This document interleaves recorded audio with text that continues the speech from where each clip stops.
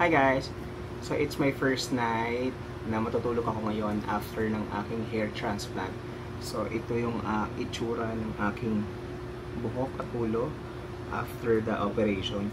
So medyo masakit pa siya dahil medyo ito nagnanumb yung nandito. Siguro dahil nandiyan pa yung effect nung yung tusok siya talaga.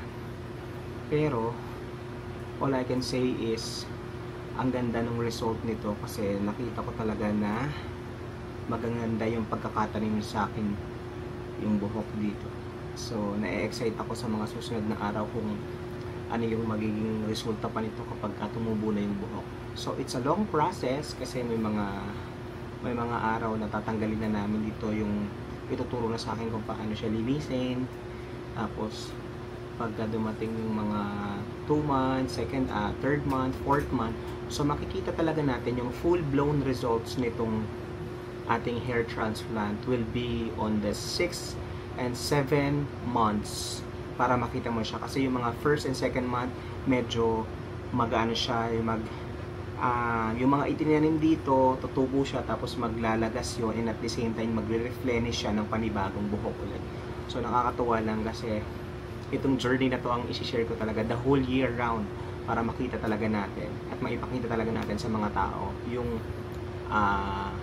proseso nung pagtubo ng ating hair transplant. So I'm gonna be a living testimony for this at kagaya nga po nung sinabi ko sa inyo, if you really want to undergo sa mga tao po na nawawalan ng self-esteem, bumababa yung self-esteem because meron silang ganun nga, may nangyari sa buhok nila or papanat na sila or pakalbo na sila, so you can visit Bliss Hair Restoration na matatagpuan lang po sa West Mansion sa Quezon City. So ito po yung address dyan. Kaya naman guys, samahan nyo ako sa mga journey na to. Araw-araw ko po ipapakita ko sa inyo kung ano yung magiging progress nitong aking hair transplant. Ngayong gabi ay matutulog na tayo at ang advice nga sa amin, kapag matutulog kami dahil nag-undergo tayo ng hair transplant, so kailangan natin gumamit ng neck pillow para kapag huminga tayo ay hindi directly na nakasandal yung ating ulo dun sa unan.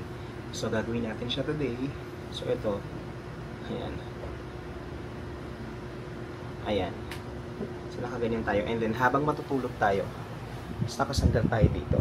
So hindi directly yung ulo natin na nakapatong siya dito sa unan. Ayan, diba? As you can see, ayan siya. So hindi siya directly na nakasandal yung ulo mo dun sa may unan. So nakasandal pa rin siya dito sa neck pillow. So yan yung isa sa mga advice na ibibigay ng doktor once na mag-undergo kayo ng hair transplant. So ayun lang, ayan po ang ating hair transplant today. Ayan. So nakaka-excite lang makita yung result niyan sa mga susunod na buwan at araw. Ayan, good night.